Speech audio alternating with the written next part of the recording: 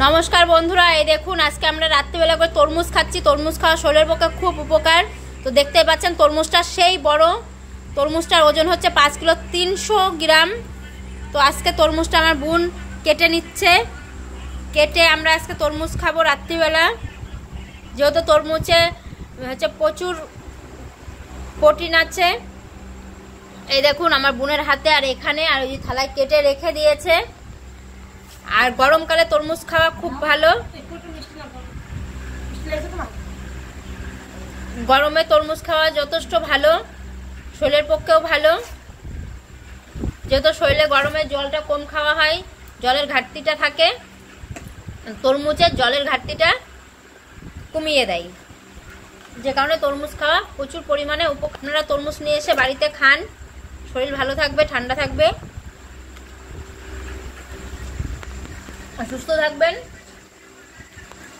Heavy খেতে তরমুজটা।